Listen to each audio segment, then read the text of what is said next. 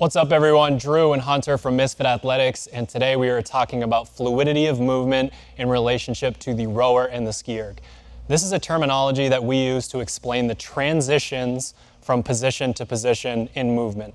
Could be gymnastics, barbell, the machines we're going to talk about today, basically anything. And the reason that we talk about this is because oftentimes when you're trying to fix something, you'll go to video review and you'll check off all those boxes on the positions that you need to get into throughout the movement, but something still feels wrong, something still looks wrong. We have to make sure that in real time, those transitions from position to position are smooth and not really herky-jerky. And luckily, the rower is a very excellent way to explain how to do that. So Hunter's gonna go ahead and get on the rower.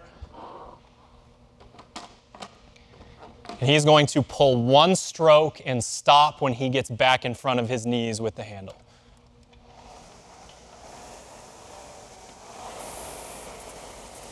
So we know that we need to be in this position right here. We also know that we want to be in a nice active position at the catch. So you can go ahead and transition there. And then we know we're going to end up back in that same position as we drive through the legs. What's important here with the fluidity of movement is understanding that when we're coming back in, we're not stopping and then starting. We're not collapsing our body. We really want to almost make it feel like you're bouncing through a squat. You want to stay connected. So he's going to pull a few strokes here and show you guys what we mean. So you should see, this should be really smooth here. So he comes back in. Good. Go ahead and stop.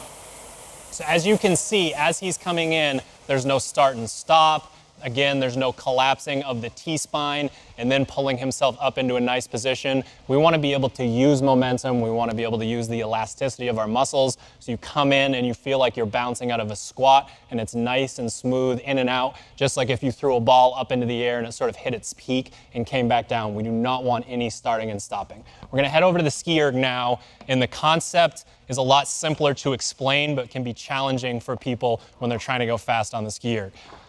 One of the things that we see often is an athlete reach to get into a really advantageous position to drive down, and then they yank on the handles. So all I'm going to have Hunter do here is just go through a few strokes and have him really focus again on that same concept of when he's at the top, he's going to let his chest fall and he's going to start to pull with his arms without yanking on the handles.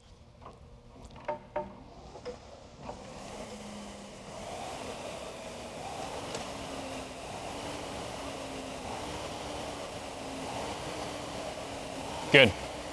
So as you can see there, very similar concept. I like to think about it in the exact same way. He's thrown that ball up in the air and he can just tell that he's reached and gotten himself into a really good position, and he is not starting and stopping. Doesn't really want to feel like he's gone in one direction and now he's turning around to go into another. We want to make this as smooth as possible. All right, guys, so it's a fairly simple concept. It's not as easy in execution. It's more of a feeling.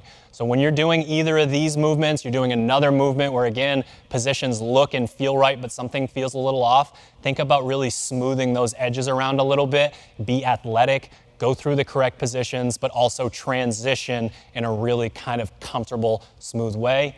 Good luck. Give it a shot.